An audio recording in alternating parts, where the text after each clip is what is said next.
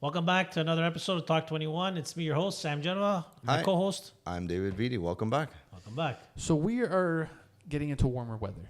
Yeah. Does this change your endorphins in your body? Does it give you like that happy pill? Absolutely. When the sun's shining, there's nothing better than that feeling. Open up the windows in the house. Now that it's not too hot, not too cold. Yeah, it's you good. go out, you open the front door, take the kids to school. Oh, it's amazing. It's good. The only downfall for me is just my allergies. Yeah, I know you're the going to say allergies. that. Yeah, I hate the allergies. And then walking by the guy cutting the grass. Yeah, I'm like, oh, that's going to kill me. Did you notice though that as we get older, the allergies are becoming more and more? I don't know. I've been consistent. I don't know. For me, I had Consistently really bad? Consistently bad. Mine have been getting better. When I was a kid, With age, yeah. when I was a kid, I used to take injections, and I used to Me be too. really bad. Me too. Now I'm just taking the over the counter stuff. Like You just take it in the end. How you gonna get it? You No. just But- take it. you But know in what I this mean? particular position, you have to take it every day, like me. Like I No, take it every day. So I don't take it. I like this time of year. I will take it consecutively for like a week or two. Sure. And then that spring market blows off. Sure. And spring market, it's like we're talking about real estate. Yeah. The spring The, season the of dandelions and all that stuff. everything flourishing. Ragweed, Everything. tree pollen. Ragweed's Yeah. the thing is in the fall. I mean, right now it's No. everything. Ragweed both. Is it? I think I ragweed's thought it in was the fall. spring and fall. Guys, I was allergic to everything. Trees, But now grass, tree everything. pollen is big right now. Everything environmental I'm allergic to. So now that everything's in bloom, it looks beautiful, but I am suffering. I am suffering. I don't want the windows open. I tell the kids, do not open the windows when we drive. It's like, But we need some fresh air into the house. It's been closed up for 8 months, Yeah. for God's No, sakes. it's Take crazy. it. I don't know, guys. I don't know what it is, but with me, with age, like the last couple of years, I've been knock on wood, and I suffered bad like Dave. I've been getting better with allergies. Some grow out. Yeah. Some grow into. Yeah. My son was born with seasonal allergies from ragweed and tree pollen and all that. We got him tested. yeah. She said that the odds of him getting better are almost 90% now. Yeah. So for me, when I was It's younger, I had him bad, but now I'm getting him worse as I get older. Worse? No, mine are Worse. not getting worse. Way Mine worse. are getting better or at least the same. Same, I'm not yeah. sure. So it's 'Cause but it is nice to have the weather like the sun out again. It's nice to be hitting up Right, patios. but then since we live in Canada, then we hit humidity. Now, Yeah. what do you guys say? Would you guys say, you know what? I just want the heat. I don't care about the humidity. No, or does humidity bother Humidity's brutal. You I can't. don't- It's I not don't- enjoyable. It's just I'm you sorry. know, it's just I'm just grateful. I love it here. So I love all seasons. So to me, You love the winter? I love the I winter. don't- I I love the don't mind summer. it I love either. the fall. I don't mind it either. We live in the best country for that. If you want a variety in your weather, this is the country. If you hate the winter, No, I get yeah, it. I'm good. Yeah, if you're okay, but I like it. I don't mind it either. I'm with you. I enjoy all 4 seasons as well. I don't mind the winter. Okay, it's long, but when it snows outside, I love how bright it is. Like I love it, man. So- The weather consumes us. We talk about the weather all the time, but it's always going to change, and we got the best But variety. in that's why Canada. Canadians in the world are the biggest sufferers of seasonal depression because of Yeah. how our seasons change so dramatically. From summer to winter, like think about it. A month ago, it was freezing cold. Now we're in t-shirt weather. Well, yesterday was 22 degrees. Correct. But it's never boring. That's what's nice. Why would you get depressed about it? Unless you hate the winter. Because it's frigidly cold and we're stuck inside. It's not like we can go outside. Yeah, you Sometimes it's could. just you can't. You could. But you have to put on 17 layers There's I'm not a Would fan you- of that. Would That's you the- rather be in the heat. really, really hot? Yeah, really, or- really hot. But not humidity hot. I don't mind dry. I don't mind the heat. winter because So you can need bundle you up. need to go to Florida more. Well, Florida's very humid. Yeah. But I'll take Florida. There I'm you a go. Florida See, boy. for me, the perfect ideal weather is 24 degrees, Of course. Yeah. Thank and you very that's much. like that. I could live with that for summer. Does not have to go any higher than that. No, exactly. Because you can still wear shorts. You're comfortable. You can sit outside on a patio. You can breathe. And if you're a little bit cold, you put a jacket. If If you're a you're a little little hot, cold, just keep a t-shirt on. You know, yeah. okay, 26 is ideal. Perfect. Today is 23. Yeah. 22. It's nice. Perfect Overcast, day. but it's okay. Perfect day. Guys, let's talk about something that Dave brought up behind the scenes. Dave, you were mentioning something about agents, new agents. What were you saying about it? No, I was just kind of touching on the fact that like we now more than ever we literally need to collaborate better with agents and peers within our office and not within the office, even people you cooperate with. Yeah. I feel like it's a little bit more difficult to get deals done, and you're working for your client and getting the best deal. So you got to be mindful of that. But there's nothing wrong with treating people with respect and working and collaborating really well get deals done. It doesn't mean you're not going to grind out a great deal for your clients, but it's good to make sure you get collaborate properly, and it's good for your name too. Like the worst thing is to have a bad name in this business. Like whether you're dealing with peers or just with your clients. Obviously not with your clients, but more with peers. Sometimes you get a name of a realtor. Oh, I don't want to hate dealing with this guy. But anyway, it happens. But I'm just finding more so these days to get deals done. It's really good. And there's one thing that's been coming up more often than not now is everybody's a bit confused about what's going on with the market. Buyers and sellers, everybody's not sure, and there's so much information online.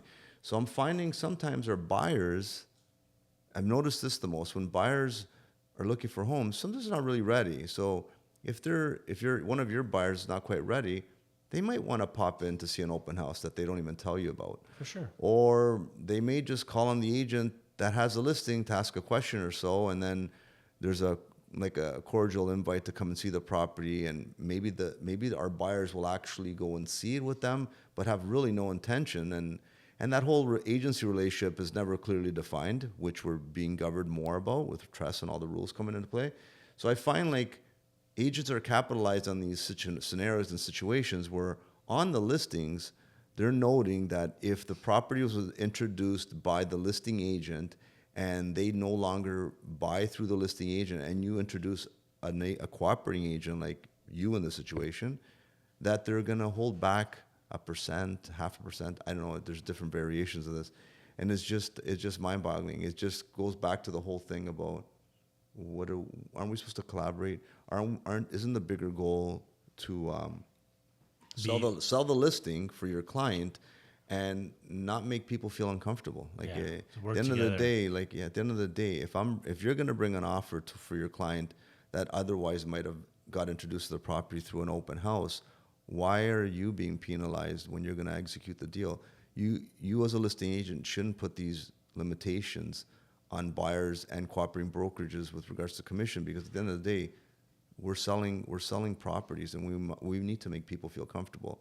And so if a buyer just maybe didn't know the protocol or wasn't sure if they were going to buy, or they're not even sure what's going on just yet, they just said, got an invite, there's an open house, let me go see it, there shouldn't be limitations. I would be infuriated if I was a vendor and there would be anything remotely to slow down the process or to jeopardize the sale. Why would my agent not just cooperate like normal? Who cares who the buyer is using? I need to sell my house, and I want the buyer to be as comfortable as possible. That's the main concern. Dual agencies are not always the best. Like multiple representations is always the best. It's hard to do. There's a liability at risk at hand, and really, people might not be that comfortable. Why would you be penalizing them? And the funny thing is, I can guarantee you that their clients do not know that this is written in the on MLS, because it's in the broker's remark. So only agent to agent we see this stuff. I mean, that would be a big thing to not disclose that to your vendor. Like if you're hiding that from a vendor, that's a huge violation of code.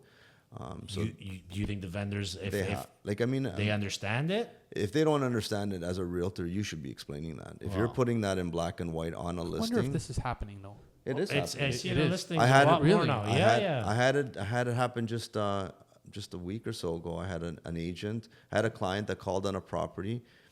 My clients just walked into the open house. They had an open house and they liked it. The agent listing the property really quickly engaged in conversation and started getting them information, even though they didn't really request it, or maybe they did. It doesn't really matter. They started engaging in some sort of a relationship with regards to getting information back and forth to one another. And then all of a sudden, my client calls me and says, "Yeah, I kind of want to go see this house. I kind of like it.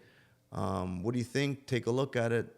So they didn't tell me much more than just that. I looked at the listing, I looked at all the details, and then I called the agent like we normally do and see what kind of activity, what happened. And I was just talking to them about my potential clients, and we kind of put two and two together and realized that listing agent had spoken to my clients. They knew them from the open house, and without even any further discussions, she basically told me, well, that property was introduced to them by me, and if you're going to bring an offer, we don't care, but we're going to have to hold back a whole point because it was introduced by that listing agent. So I mean, Yeah, that's just it's just not cool. It's not cool. Who cares who's introducing the property?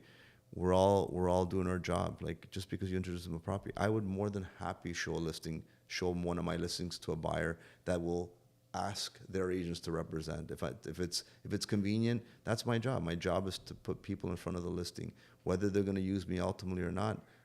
absolutely. I get it's a bit of a waste of time, but how do you tell your client, oh, I didn't want to show them because they don't have a buyer rep with me?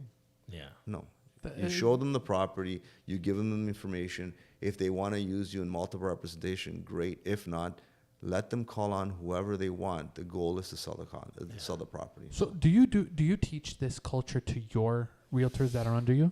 I think we're all the same. Like, I mean, there's so many brokerages out there, and there's so many agents in the GTA. Agents gravitate towards people and brokerages that they feel comfortable working with. I think we're all of the same mindset. The people in our office, we kind of have the same views, and like when we talk about things, we're good. I mean, because we're always on side. So do I do it? Yes, I try to tell them. I tell them what's right and wrong, and if all I can say is if you're thinking something's not, if you're not sure about something, you're probably not doing the right thing. Yeah. Like, so always side to the air of caution. And the biggest thing is just treat people how you want to be treated. You'll find the answer really quickly. Dave is spitting. He's spitting facts. Fire this today. Yeah. Guys, you know what else we have to spit right at your cameras? We got to talk where they can find us. We're at that time. Already. Jeez, I talk a lot. That's 15 minutes, boys. I did a lot of nodding that episode. You know what? Before we get out of there, Sam, let me ask you. Yeah. As a realtor that's been in this industry, how many years now? 14. 14 years. Have you noticed a shift in mindset from how realtors used to be to how realtors are now? Well, for sure. The what do you think it could be? The industry's changing. There's been a lot of changes within the last few years, and as instance like this, where it's like, for me, it's like stupidity. It's like, why, we've been doing this. Real estate's been done for so long. I understand all the benefits of technology and this and that, but at the end of the day, it's a service industry, and you got to be there for your clients. It's not about who showed, when you showed, how it came. Why up. do you think it's changing though? What mindset do you think is? Why is it changing? I think the technology's there, so buyers are seeing things online, so they can make decisions. If they can you make see a decisions property on the weekend and you say, I don't want to bother Sam. So kind of like what you do with me, you send me properties. Yeah. And I'll kind of pick and choose and say, you know what, this one is no. So if I didn't do that, you would take me to something that I would automatically hate. Yes. It's not even that. It's stuff. Even if you're not sure about buying or selling yet, sure, and you don't even want to engage Sam, for example. A lot of people. You're just gonna say, like, I'm looking at the Realtor app. I'm looking at House Sigma, all these different apps, and there's just saying, this house is available. You know what? Oh, I see there's an open house this weekend. Let me pop in. I'll tell you. I'm not ready to buy. I just want to go see it. I have a funny story that I was doing an open house for Gillespie, and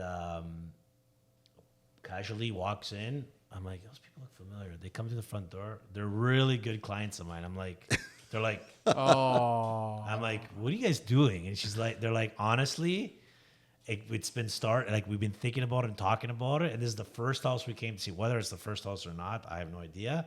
But did they have a representative with them? No, I had their agent. They walked into the. They walked in without you. They didn't know it was mine because it wasn't my name on the listing. It was Anthony Gillespie's. So one of our agents in the office had a listing, and Sam decided to do an open house. So they saw it online. They didn't want to bother me because they just started thinking about it. So they went out to go look. And there's nothing wrong with that. And then there I am. I'm like, what are you guys doing here? Who felt more awkward? It definitely wasn't me. It was my clients who felt awkward because they're like, oh, I hope this guy doesn't think that like. It could have went the other way around. They could have looked at you and say, well, why the hell didn't Sam tell us about this? Well, they're not even looking. They haven't contacted me. They haven't told me they're looking. Oh, I see. Oh. So they're not. They were like, oh my, and they are the salt of the earth people. They're fantastic. No, it's just people are interested in real estate. Yeah, it doesn't mean they may not call us. So I'm like, okay, you guys are looking. So because we're not going to drop any names, if they were looking and they needed to get a hold of you again, Sam, where could they find you? Well, the best number to reach me is 416-985-2633. But you can also find me on Instagram at Sam General Real Estate. And I'm David Vitti, and we'll see you in the next one. And Dave, where can they find you? At C21 Fine Living Realty. I forgot about that. Spotify, YouTube. We'll see you next time. All the socials. Thank you.